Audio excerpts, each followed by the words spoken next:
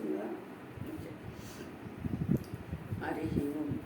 నారాయణం నమస్కృత్య నరం చైవ నరోత్తమం దేవీం సరస్వతీం వ్యాసం తతో జయముదీరయేత్. ఓం శ్రీకృష్ణ పరబ్రహ్మణే నమః. శ్రీమద్భగవద్గీతా షష్ఠోధ్యాయః ఆత్మసంయమయోగః. ఈరోజు 6వ అధ్యాయము 19వ శ్లోకాన్ని. యదా దీపో నివాతస్థో నేంగతే సోపమాస్కృత యోగినో యత చిత్తస్య యుంజతో యోగమాత్మనః. చూడండి, యదా దీపో నివాసస్థో అంటే ఏ విధంగా అయితే దీపము ఉంటుందో, దీపం ఎలా ఉంటుంది ఒకసారి గుర్తు తెచ్చుకోండి. నేం గతే సోపమా స్మృత యోగినో యత చిత్తస్య యుంజతో యోగమాత్మన. దీపంతో యోగి యొక్క చిత్తాన్ని పోలుస్తూ ఉన్నారు ఇక్కడ స్వామి మనకు చెప్తున్న విషయము. అంటే నివాసస్థ అంటే వాయువు ప్రసారము లేని చోట ఉన్న దీపము. అంటే ఇప్పుడు గాలి లేకుండా దీపం ఎలా ఉంటుందండి? ఉండదు కదా.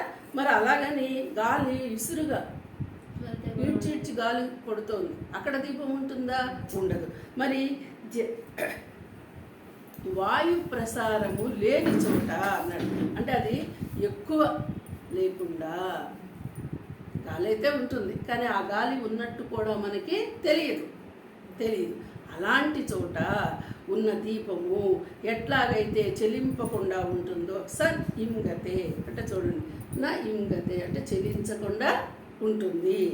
అట్టి దీపము, దీని పోలికని దృష్టాంతంగా చెప్తున్నాడు. అలాంటి దీపము ఆత్మనః పరమేశ్వరుని యొక్క యోగం ధ్యానమును చూడు యుంజంతః అనుష్ఠించుచున్న యోగి యొక్క నిగ్రహింపబడిన చిత్తమునకు భావించబడినది. ఇక్కడ మాటలకి అర్థం అది. అంటే ఇప్పుడు ఎలాగైతే ఒక సమమైనటువంటి స్థితిలో గాలి ఉన్నదో అక్కడ వెలుగుతూ ఉన్న దీపము నిశ్చలంగా ఎలాంటి ఆటుపోటులు లేకుండా స్థిరంగా వెలుగుతుంది. మీరు ఒకసారి ఆ దీపాన్ని అలా గుర్తు తెచ్చుకోండి. చక్కగా వెలుగుతుంది కదా, కదలకుండా ఉంటుంది కదా. అదే గాలి ఎక్కువ వస్తే దీపము మనకు తెలీదు. మరీ ఎక్కువైతే కొండ ఎక్కిద్ది, ఒక మాదిరిగా ఉంటే అది తటపటాయిస్తూ ఉంటుంది, అటు ఇటు కదులుతూ ఉంటుంది, ఊగుతూ ఉంటుంది అని ఎన్ని రకాలైన అంటాము. అది మరి అసలు పూర్తిగా గాలి లేదు, మీరు ఏదన్నా మూసి పెట్టారు, దీపం ఉండే అవకాశము లేదు. అంటే దీపానికి అక్కడ అవసరం ఉన్నంత గాలి మాత్రంతో ఉన్న దీపం ఏ విధంగా అయితే వెలుగుతుందో అదొక్కసారి జ్ఞాపకం చేసుకుంటే, ఇదిగో ఇలాంటి యోగి కూడా అలాగుంటుంది. వాడు ఆ యోగి యొక్క మనస్సు, యోగి యొక్క చిత్తం, మనసు, బుద్ధి, చిత్త, అహంకారం, ఈ 4 స్టేజీల్లో కలిపి ఒకటే స్థితి. ఇప్పుడు మనం ఏం చెప్పుకున్నాం? మనసు, బుద్ధి, చిత్త, అహంకారాలు అని చెప్తున్నాం కదా. 4 స్టేజీలుగా పనిచేస్తుంది కదా లోపల నుంచి. ఆలోచనలు, ఆవేశాలు, స్థిరత్వము, ఇవన్నీ మన లోపల జరుగుతున్నాయి. ఇక ఇవన్నీ ఏం లేవు. అక్కడ ఉన్నదేంటి? ఒకే ఏకం.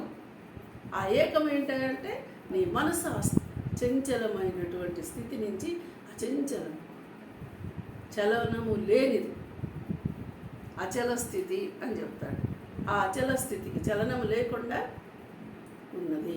అంటే ఆ స్థితికి ఉండడానికి మనకు నిగ్రహింపబడిన చిత్తము అని చెప్తున్నారు. దీన్ని ఇక్కడ చిత్తము నిగ్రహించబడింది. చూడండి, మళ్ళీ ఏదో మనసు అన్నా చిత్తమన్నా ఇంకా ఇవన్నీ వేరు భావాలు ఏం లేదు. ఒక్కసారి దీపాన్ని గుర్తు తెచ్చుకుంటే నీ మనసు ఆ విధంగా ఉన్నది అనేటువంటి పోలిక, ఆ దృష్టాంతాన్ని గుర్తుపెట్టుకుంటే నువ్వు ఆ స్థితికి నీ మనసును తీసుకొచ్చేదాకా నువ్వు ఎంత ధ్యానం చేయాలో చూడండి.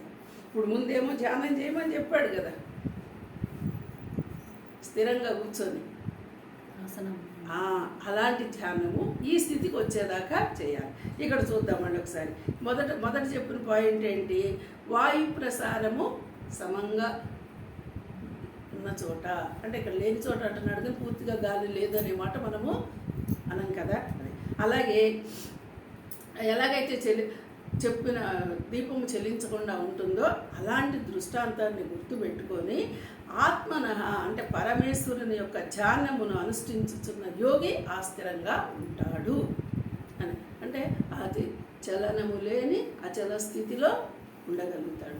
ఈ స్థితికి వచ్చేదాకా మనము ఏదో ఒకటి ధ్యానము చేయాలి. ఇదే మనం దీన్ని యోగ సాధన, యోగాభ్యాసము అని చెప్తూ ఉంటారనమాట. ఈ సాధనని మనము చేయాలి. హరి ఓం.